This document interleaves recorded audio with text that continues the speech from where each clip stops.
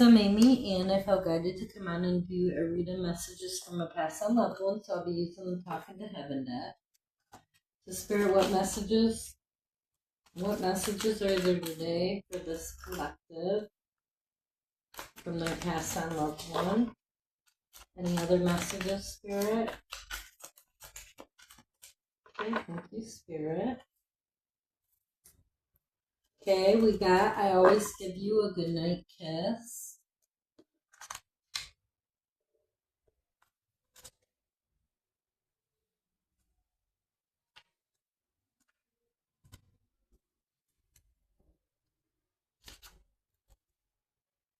Okay, this is on pages 25 and 26. Those numbers could be relevant for you. I know that you still need me in your life, so I make my presence known in order to comfort you. I enlarge my energy so that you can clearly feel me standing next to you, and I move significant objects that remind you of our shared times together. When you're ready to go to sleep, I always visit with a loving kiss to tuck you safely into bed. My love for you has been elevated to its purest level, and I'm now as close to being an angel as a human soul can be. So when I'm with you, please know that my intentions are solely to help and comfort you. Of course, I receive great happiness from sharing more time with you, but ultimately, my goodnight kisses are my way of bringing heavenly healing energy into your life. Okay, next we have I watch over you every day.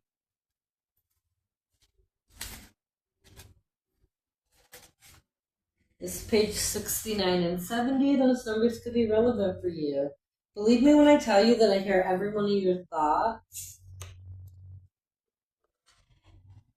and know all of your life's desires, goals, and accomplishments. We have such a strong soul connection that part of my desire here is to watch over you there. Even though I can't take your tests for you or interfere with your free will, I'm sharing your space and I'm always influencing you to do the best that I know you can do. I help bring into your life those important learning opportunities your soul needs in order to grow. Think of me as your guardian angel. We share life together. I'm the light that goes before you, holds your hand, and shows you the way. So don't be surprised if the thought about me suddenly comes into your mind seemingly at random. That is me standing next to you, letting you know that I am still with you. Okay, and then we have I am surrounded by loving animals.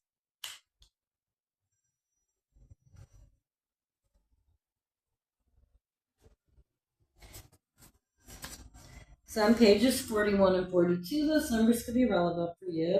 You know that I'm an animal lover, so you'll rejoice to hear that I'm surrounded by beloved pets and an array of wonderful animal friends. Animals definitely have souls and feelings, and they make the best earthly and heavenly companions. They're even sweeter here than they were on Earth. When I passed from the physical world, I was met by my loved ones, including pets. I've since learned that animals are angels who accompany us in our physical lives, helping us keep our hearts open when it's difficult to love other people or ourselves. Then we have I Had to Leave That Way. This is on pages 49 and 50. Those numbers could be relevant for you. Please don't relive my death in your mind, as from my perspective, it was very different from how you imagine. To me, it was like a dream that culminated in a very happy ending. Yes, I was so sad to leave you, our loved ones, and our life together. But I have to be honest and say that I am truly happy here. My soul is so enriched by all that I'm learning, and I'm still able to be with and help you. I'm finally free of all earthly suffering, which allows me to love you even more than before. My life plan was designed with divine wisdom, and that included the timing and the way in which I exited. It is the same with your life and everyone else's. It's exciting to finally know these truths and to share them with you. Please know that I'm truly sorry that the mode of my passing brought pain to you, and yet everything happened exactly as it was supposed to happen. You couldn't have stopped it or changed anything. There was no other way. And then the final card from this deck, We Are So Connected.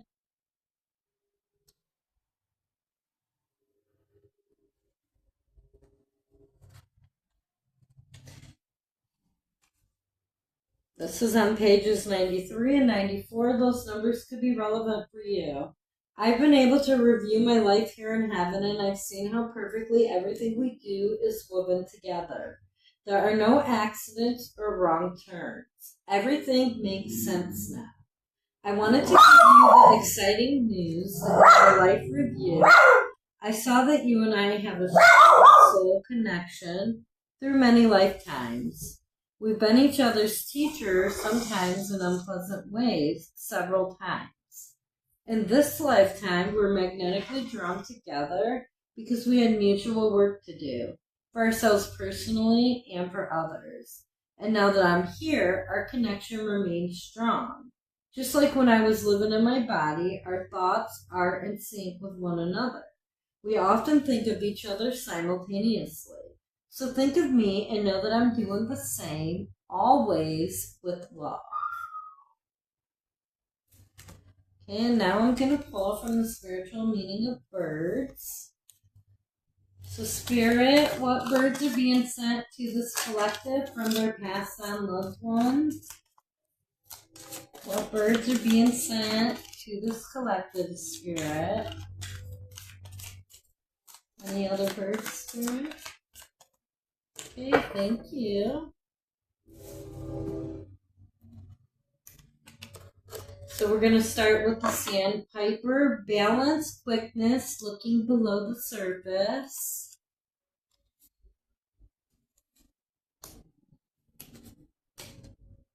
Okay, sandpipers on pages 102 and 103. Those numbers could be relevant for you. The sandpiper is a liminal bird, most at ease in the damp area of the shore between the water and the land. It represents balance and ease in moving back and forth between two states of being. The sandpiper may be telling you that being between two situations isn't such a disaster after all. Be comfortable in your position and trust in yourself. Sharing the best of both worlds. The sandpiper's starting movements may also suggest that you can make quick forays into new ground. The bird's method of seeking food may encourage you to look beneath the surface for whatever it is you seek to find what is of value to you. Next, we have the bluebird, happiness, peace, and hope. And the bluebird's on pages 32 and 33, so those numbers may be relevant for you. The bluebird speaks to you of inner peace, calm, balance, harmony, and a genuine love of the self. Blue is a tranquil color, and its various associations suggest a balance between happiness and sadness, or an understanding that there must be a balance of both in life. If you actively look for happiness, you may not find it. Happiness is a result, not a goal. Don't look for something specific, but be open to it however it may come. Think of the bluebird as an inspiration or the opportunity to recognize happiness and welcome it. Joy is either imminent or already present. You have but to be open to it. Okay, so make sure you're staying open to whatever happiness the universe is sending you right now. Okay, next we have the partridge, fertility, abundance, and camouflage. And the partridge is on pages 94 and 95. Those numbers could be relevant for you. The partridge's large clutch of eggs makes it a symbol of fertility. It may be telling you that the time is right for expanding or developing new ideas or projects. The partridge's association with Venus also makes it a romantic symbol, so the message may be specifically directed toward physical fertility or romantic opportunity. Remember, fertility can mean a time rich or ripe for whatever you have planned, or it could indicate an abundance of something. The partridge's plumage and ability to blend into the ground also make it a symbol of stealth and staying out of sight. This bird may be warning you to operate quietly for a while, not making too big a splash in order to accomplish your goals. And I feel like this is directly linked to your mission work. Okay, next we have Blackbird, hidden potential, defense, assertiveness.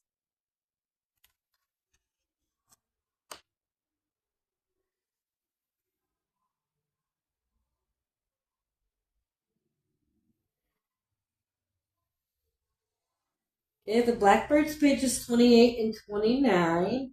A blackbird is a signal to examine your behavior or chosen path for hidden motives or potential.